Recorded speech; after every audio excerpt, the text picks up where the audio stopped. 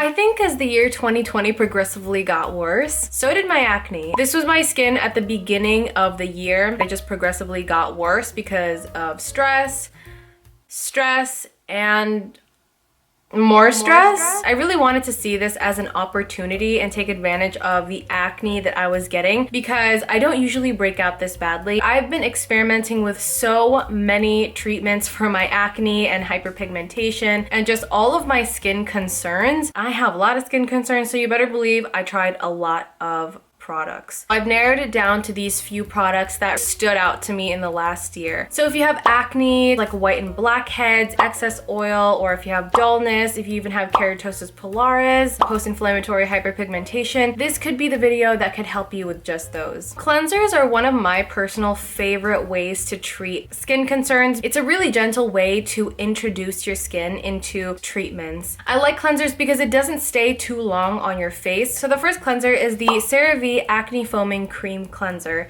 This is formulated with 4% benzoyl peroxide. Benzoyl peroxide is an ingredient to help kill acne-causing bacteria called P. acnes. This is a cleanser that can help people who have mild to moderately severe acne, but it actually might be a little too uncomfortable for those who have very dry skin types or even sensitive skin because benzoyl peroxide is such a drying ingredient at first. Because this is in a cleanser form, it's not going to be as harsh as something that's a leave-on. After letting it kind of adjust to my skin, I do see the hype around it. Anytime I recommend an active ingredient to someone who is foreign to that ingredient, I always recommend them to start at a low concentration and introducing it very, very slowly onto their skin. Putting an active ingredient at a high concentration might really put off the person to using an ingredient that could be really beneficial for their skin just because of one bad experience. So please start low and slow if you don't know. Hey, that rhymes. But start low and slow if you don't know what strength of benzoyl peroxide or any active ingredient works best for your skin type at the moment. At first, I really did not like this product. I think this is a product that is really easy to dislike. At first it felt really dry and uncomfortable and I just really hated the way that my skin felt after using it each time. But the longer that I used it, the more that it adjusted to my skin, and that's really normal for benzoyl peroxide to do. It is a very drying ingredient, just like retinol can be very drying in the beginning. It can have those side effects like redness, irritation, itchiness, but that's all relatively normal to an extent. Those side effects kind of subside as time goes by. Sometime around 4 weeks is when you're gonna start seeing a lot of the side effects subside. According to an article that I've linked below, this article basically states that a 2.5% benzoyl peroxide is equivalent in reducing the acne-causing bacteria as a 5% and a 10%. Basically, a higher percent of benzoyl peroxide doesn't mean it's gonna be more effective in helping with your acne. I just think that more benzoyl peroxide in a product can just cause more irritation.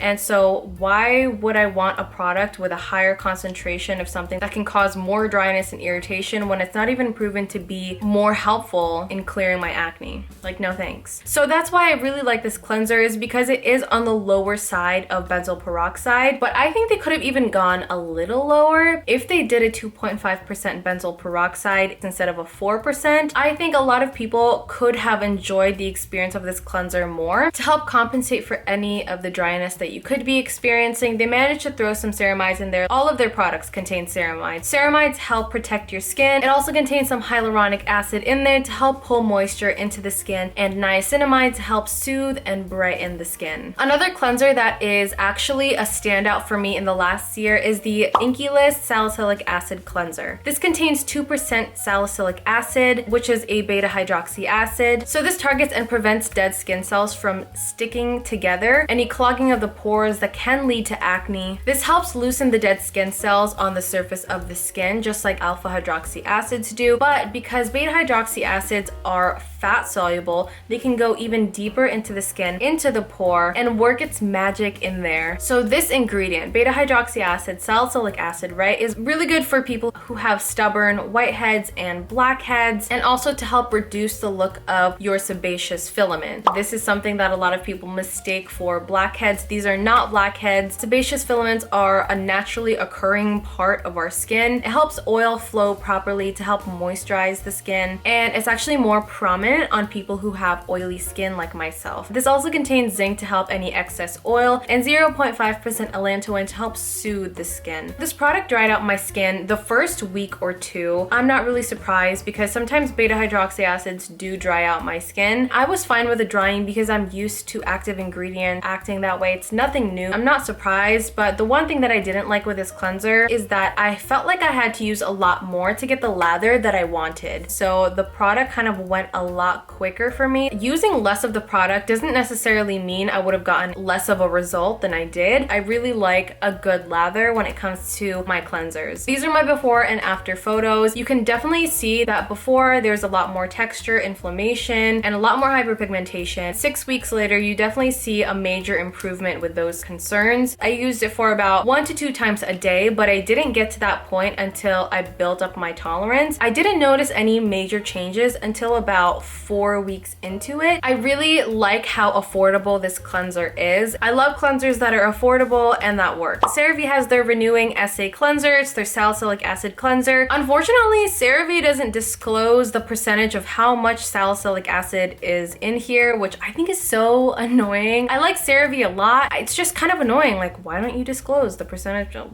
I'm not gonna get into it. I'm just gonna get frustrated talking about it. Like the other cleanser, it can help exfoliate the skin in a very gentle way. It's so affordable and they give you a lot of product. Like this cleanser goes a long way. This has worked for so many people, and after trying it myself, I also understand the hype of this. It's hard to be a very accessible product that works and that's affordable. At this point, people just want something that works, that's affordable, that's accessible. CeraVe provides just that, and I think that's why, as a brand, they are just taking over. So on top of the salicylic acid in here, it also contains some hyaluronic acid to help hydrate the skin, and their ceramide complex to help protect the skin, moisturize the skin, keeping our skin barrier healthy. Salicylic acid is something that I recommend for people who have keratosis pilaris, and also products that have alpha hydroxy acids in there. If you're unsure what keratosis pilaris is, it's basically a skin condition that's really common in a lot of people. It's basically a skin condition that causes blockage from buildup of keratin, which is naturally found in the skin, in the hair follicle, that feels rough and bumpy. It's commonly found in the arms, the thighs. Ingredients such as beta hydroxy acids like salicylic acid in this cleanser and alpha hydroxy acids can really help smooth out and exfoliate that bumpiness and the dryness that keratosis pilaris kind of feels. Like I have it on my arms and my thighs. I actually use a salicylic acid lotion for that, and so I use the CeraVe SA lotion on my body. It's really lightweight and it's very hydrating on my skin. It helps keep my skin protected even in the winter time. I know you can use this on the face, but some people do notice some stinging sometimes, so it really depends on your skin's personal tolerance. I haven't yet tried it. Maybe I will, maybe I won't, who knows. It also contains some lactic acid in there, which is an alpha hydroxy acid to further help exfoliate the skin. And of course some hyaluronic acid in there to help pull moisture in. I feel like everything now has hyaluronic acid and like glycerin and niacinamide. I'm not complaining.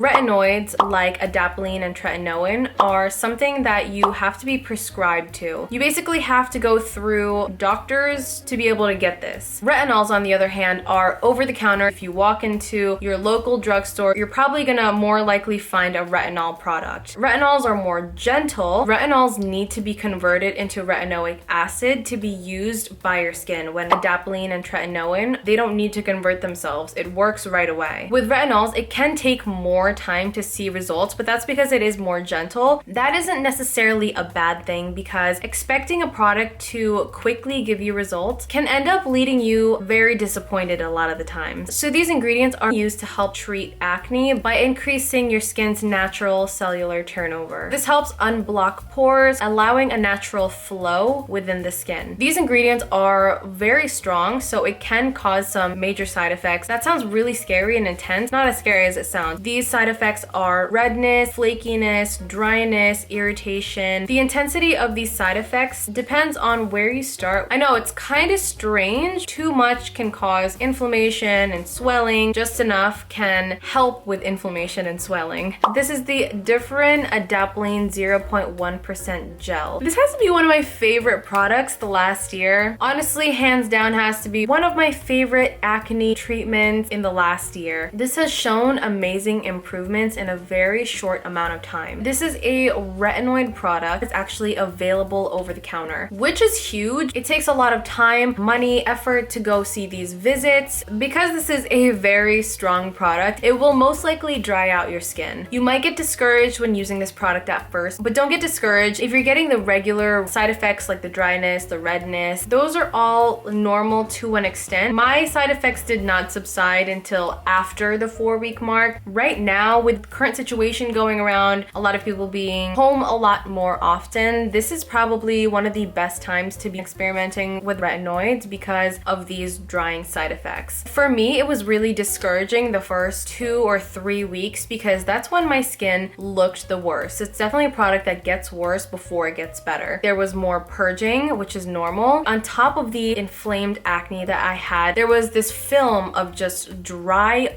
oiliness. This is something that I nearly stopped using, but I'm glad I didn't stop using it because I know that this is a product that can make your skin look worse at first and then gradually get better. For those who are more on the sensitive side, you can definitely try a gentle retinol. The one that I really liked from the past year is the CeraVe Resurfacing Retinol Serum. Even if you just have mild skin concerns like mild acne, mild hyperpigmentation, mild dullness, starting on a low concentration retinol can really do the trick for you. Although the percent of retinol is not disclosed in the serum, but it is far more gentle than the Adapalene gel with less intense side effects. You don't know what percentage to go to next because you don't know the percentage of the retinol you were working with. Another more gentle alternative than the CeraVe and definitely more than the Adapalene is Versed the Shortcut Overnight Facial. This also contains some retinol. The retinol is not disclosed, but it is way on the gentle side. It also contains some lactic acid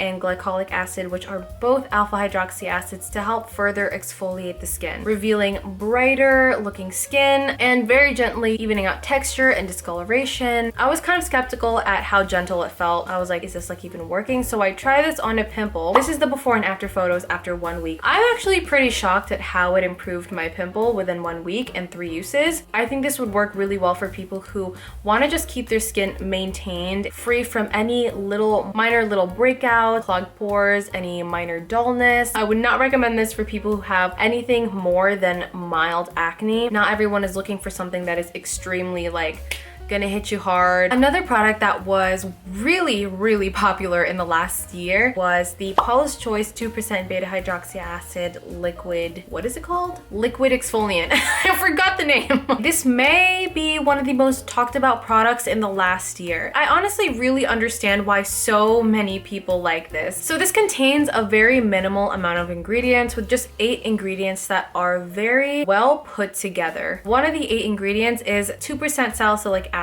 I've mentioned so many salicylic acid products. Wow.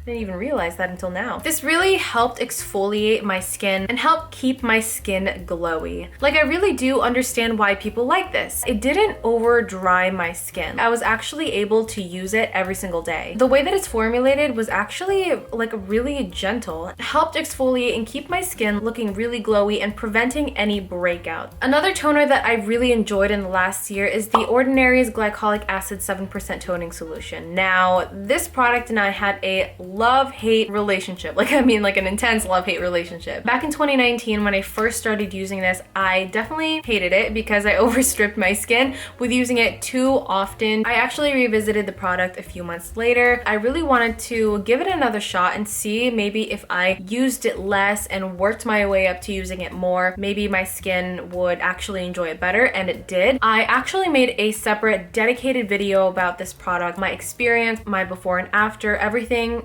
I broke down, you know, the ingredients list. So I'm gonna have that dedicated video in the description box below. This was actually really good on my acne marks especially. This contains 7% glycolic acid, which is an alpha hydroxy acid. Alpha hydroxy acids work by exfoliating the top layer of your skin. So this really was helpful for my hyperpigmentation. Alpha hydroxy acids help exfoliate the skin by loosening up the glue that bonds dead skin cells together on the surface of the skin to help easier shedding. Glycolic acid and alpha hydroxy fatty acids in general have a humectant property to help pull in moisture. So these are my before and afters. You can see that my skin from the before and after, it looks brighter. It looks like it has a less texture. And you can really see the difference between the hyperpigmentation. I believe this was in between 1 month, so that's 4 weeks. As great as all of these products are that I mentioned today, they are no match for the sunlight. So please make sure that you're using extra care when it comes to using your sunscreen. Sunscreen is just as important as any other step in your skincare routine, if not more important, especially if you are using treatment. That is it for today's video. Let me know if you liked it by giving it a thumbs up, and don't forget to hit the subscribe button and turn on the post notification bell to be notified every single time I post a new skincare video, and I will see you in the next one. Bye!